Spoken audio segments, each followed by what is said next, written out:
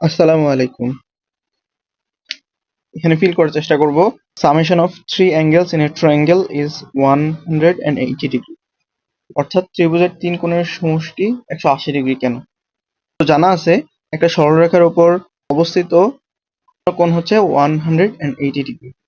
ABC একটা ত্রিভুজ দেখা যাচ্ছে। এই ত্রিভুজের তিনটা কোণ যাদেরকে নাম দিলাম আমি এক্স ওয়াই জেড। উপপাদ্য আমরা জানি।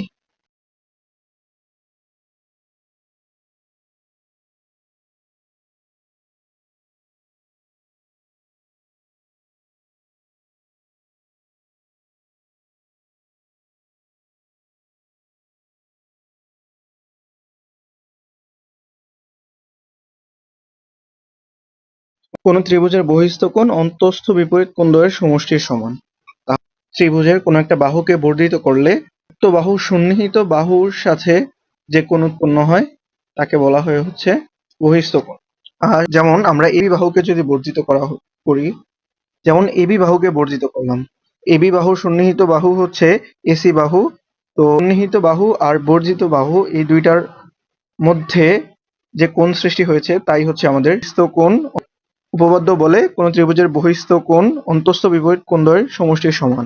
তাহলে আমাদের যে বহিঃস্থ কোণ যেটা উৎপন্ন হলো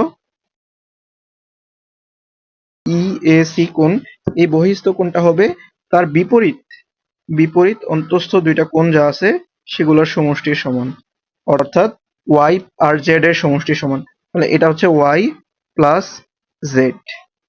এক্স এক্স আর ওয়াই প্লাস জেড এই তিনটা হচ্ছে একটা সরলরেখার উপর অবস্থিত আছে।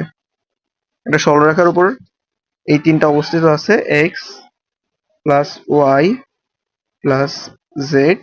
সরলরেখার উপর 180 ডিগ্রি কোণ অবস্থান করে।